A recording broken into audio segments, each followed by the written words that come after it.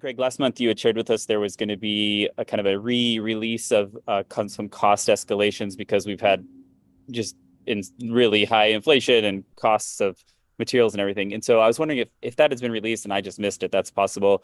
The question I have is around we've seen the cost of the project kind of creep up, and we know with delays that potentially could happen some more. And I was wondering if we can see a true worst case scenario number, like if everything goes wrong and costs continue to rise.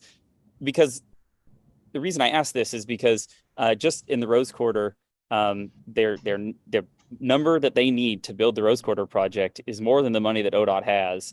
And what we hear all the time as pedestrian advocates is often things get cut, right? And the things that get cut first are usually pedestrian items. And so the pedestrian bridge on I-5 is or in the Rose Quarter likely could get cut. Projects in the other parts of Region 1 likely could get cut that are for pedestrians and cyclists and transit users. So our concern is as the costs creep up, that the things that we really care about get cut in order to make budget. So I guess I have a two-part question is, one, can we see a true worst case scenario number? What is that high end worst case scenario number? And the second one is, what do we do? Where does the revenue come from if that worst case scenario happens? Because once we start building, it's got to get built. So how does it get paid for? Can you talk a little bit about that? Since I continue to see the number to get bigger, I feel like we got to have a plan for what happens if we do hit those really gnarly big numbers.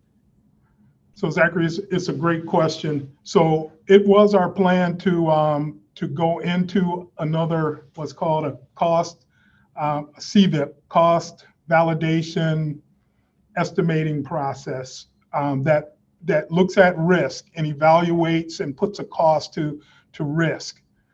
And so the last time we did this, which was 2 years ago, we came up with a range between 5 and 7.5 billion, and that 7.5 billion was the worst case scenario at that time. But once again, as we have seen the outpacing of inflation rates beyond what anybody was expecting in the construction industry, those numbers are going higher.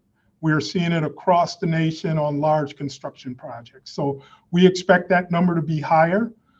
We were going to start another CVIP process on the heels of getting the draft supplemental document done. But now as that has been pushed, we are pushing that CVIP to understand what we are building.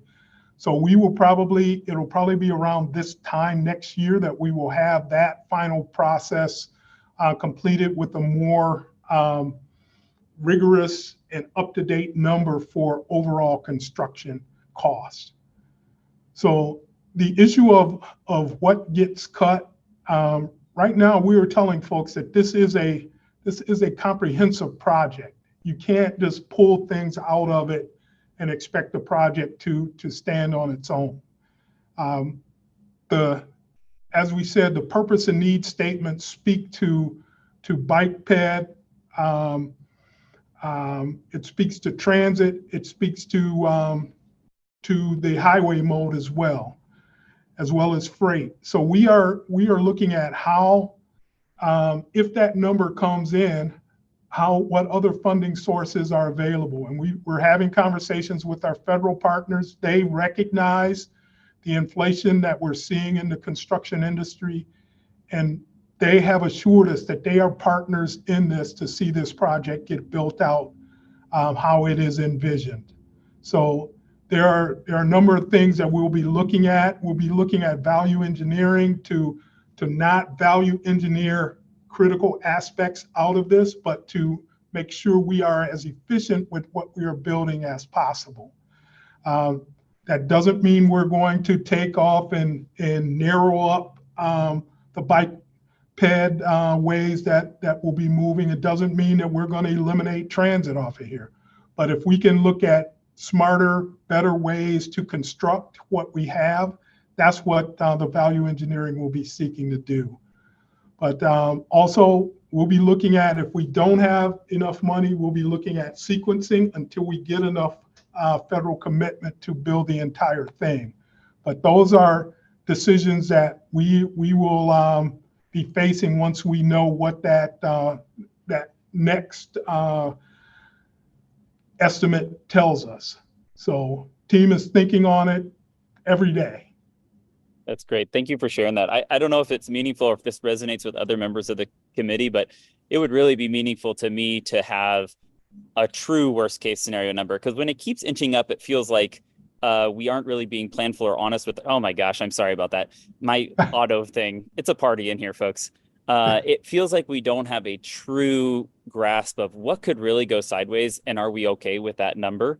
And what are we going to do if that happens? And so when it keeps inching up, it feels like we're not grasping with that. So if you and your team are willing, it would be really excellent to hear, like, what if these things all happen? What if we find native remains on the northern shore in Vancouver? What if there's lawsuits that tie this up? What if there's, just like all these different steps? What is that number in a true worst case scenario, so that we understand what we're wading into and committing to?